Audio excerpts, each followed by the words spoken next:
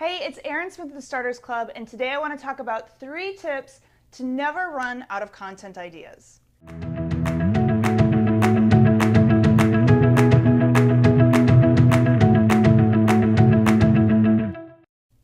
All right, so today I want to talk about content creation because content is so key to the building of your business, and it's a great way to get exposure and get noticed for a lot of times for free.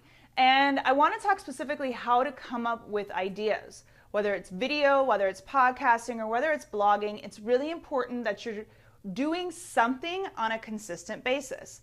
A lot of people get stuck because we run out of ideas of what we can talk about and what we should even say.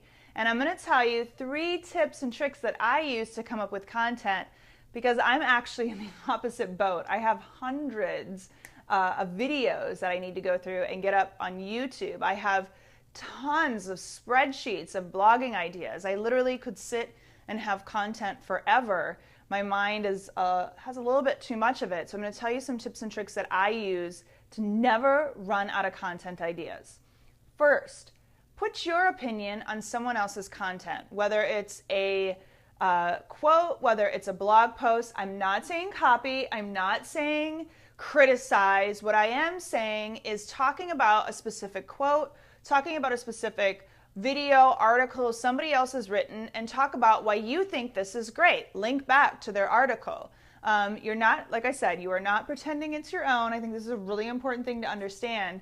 But a lot of times you may have something to add about what they wrote. And giving credit where credit is due is a wonderful thing. And then adding your 2 cents of why you think this is great, or maybe what else you could do in addition, gives you just that little bump of expertise. So if you're reading a great article, don't just share it with your audience, but talk a little bit about why you love it, why you think is great, and just give it a little bit of a twist.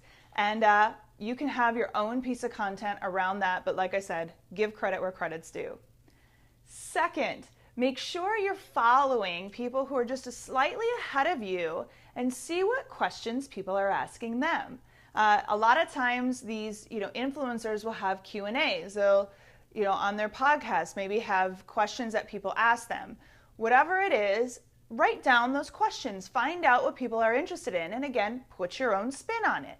What's your answer to that? What are people interested? So don't feel like, well, why would I talk about how to start a podcast, for example, because there's a bazillion articles out there. Don't copy somebody's, but write your own. Write your experience of creating your podcast and maybe the lessons you wished you would have known, or the things you didn't do, or the things you messed up, and you can create a whole series on it. I wrote a whole blog post or a series of blog posts about starting a business. There are a bazillion people who have written about starting a business, but this was my personal business, this was my experience, and the lessons that were important to me. So if it is your original content and you're coming up with it on your own, you don't have to worry about copying. The third thing is really listen to your clients. A lot of you are probably doing some sort of consulting, whether it's one-on-one work, masterminds, whatever, but I've been in business now for 11 years. There's a lot of things that are very obvious to me, and I've forgotten how new and how the obvious to me are it's a whole new world for somebody starting a business for the first time. So I love working with clients. Like today I was just working with someone who, she was asking me, well, why can't I just send people to my website and collect emails there? Why do I have to create a specific landing page for my product? And, it's obvious to me, I know that, but it's refreshing to be connected with that person who doesn't know it all, so you realize there's still people out there who have those questions.